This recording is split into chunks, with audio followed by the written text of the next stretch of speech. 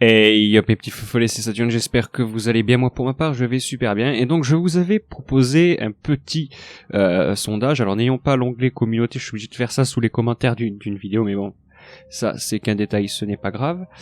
Cependant, donc, vous avez joué le jeu et je vous en remercie énormément. Et donc, c'est le moment de voir le verdict annoncé par rapport à vos votes. Alors, sans plus attendre, je vais switcher ça encore une fois sur ma chaîne. Voilà. Donc, on a une grande majorité pour les enfants. C'est vrai, franchement, les enfants effrayants, ça plaît. Alors je me suis basé sur le nombre de commentaires qui proposaient toujours le sujet choisi, mais aussi sur les pouces bleus qui est en dessous sans compter le mien. Donc en général vous en retirez un, voilà, parce qu'en général je mets toujours un pouce bleu et un petit cœur quand vous commentez. Donc du coup on a 2 pour les enfants, on en a 2 ou 3, alors attendez, 1 pour le bois. On a la folie aussi qui a été énormément demandée et voilà, en fait on a enfant, balade en forêt qui tourne mal et folie qui a été énormément demandée. Donc du coup, plutôt que d'avoir un seul thème, je vais essayer de faire plaisir à tout le monde et de mettre donc plusieurs thèmes en même temps, donc de switcher un peu entre les thèmes et pourquoi pas de les mélanger entre eux, ça pourrait être extrêmement sympathique. Donc voilà, on va se lancer donc sur une semaine de l'horreur spéciale enfant creepy, rencontre en forêt et maladie mentale.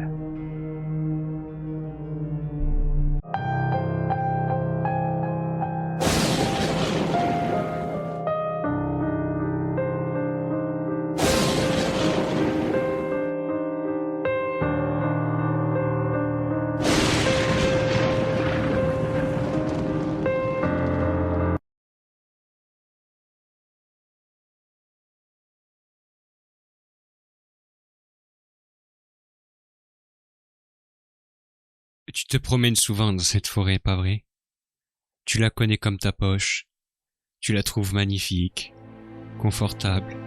Et à cette saison de l'année, elle est magnifiquement verdoyante, chatoyante. Elle a une délicieuse odeur d'arbres, de fleurs, et tu entends les oiseaux gazouiller. Sauf que, une fois n'est pas coutume, tu décides de t'y promener en fin d'après-midi, voire même mieux, en début de soirée. Tu adores les balades nocturnes dans ta forêt, pas vrai? Tu sais que rien ne peut t'arriver. Ce n'est pas le genre de forêt qui est réputée pour les disparitions, les meurtres, la prostitution et j'en passe. Non. Ta forêt est clean, pas vrai? Et tu as bien raison. Tu en profites. La nuit, dans l'obscurité, éclairée par une bonne lampe torche, et avec quelques encas, tu te sens l'âme d'un aventurier, voire même d'un chasseur de fantômes. Pourtant tu sais que ta forêt n'est pas hantée.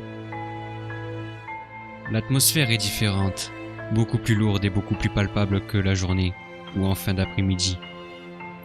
C'est normal, l'obscurité des ténèbres de la nuit amplifie le moindre son, le moindre bruit.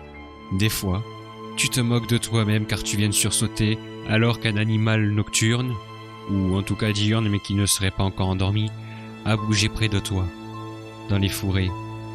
Mais tu reprends ta route, calmement, en rigolant. Ta promenade se passe convenablement, sans aucun souci.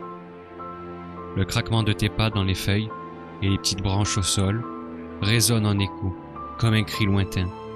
Mais tout se passe pour le mieux. C'est ta forêt après tout, et tu la connais.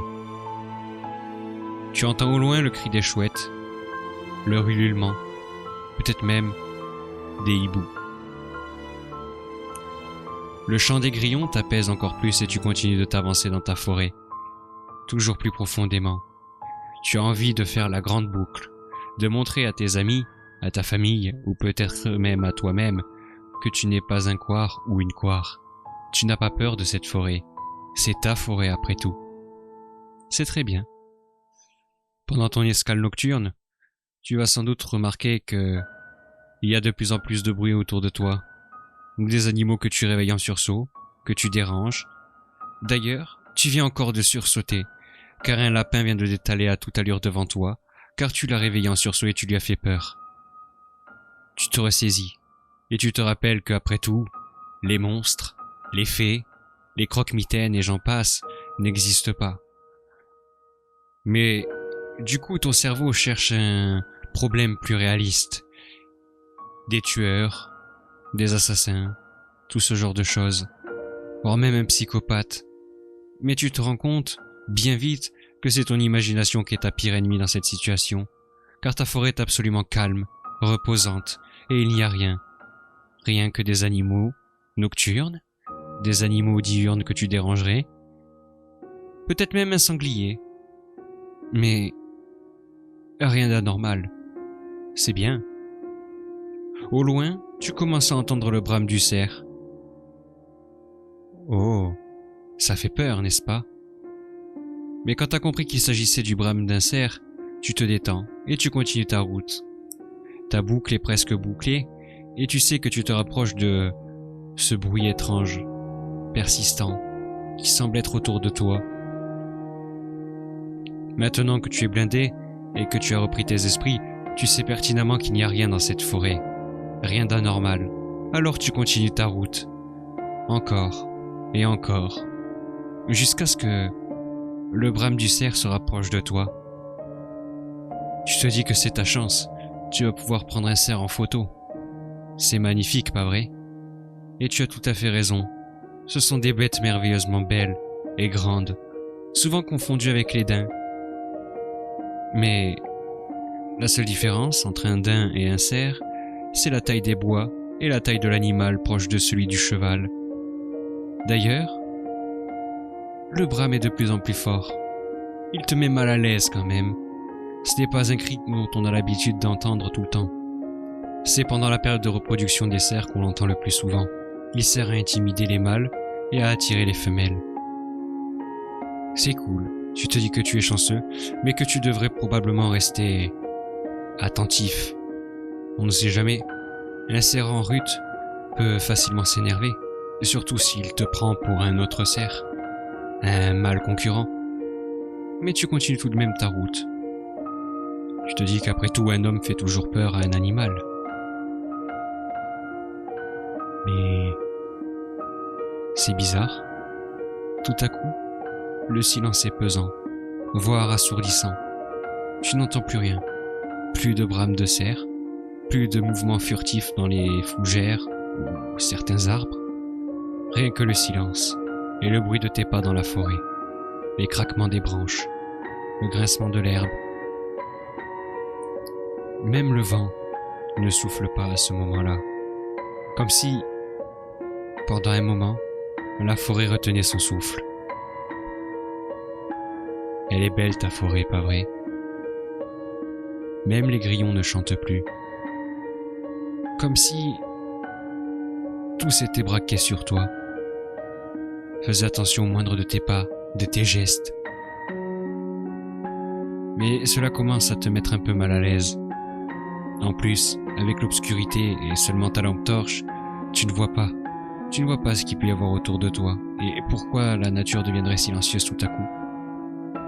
Alors que tu as déjà fait cette promenade et tu sais que ta forêt est bien vivante. Oui, mais voilà. Tu décides d'accélérer le pas. Tu préfères rentrer chez toi.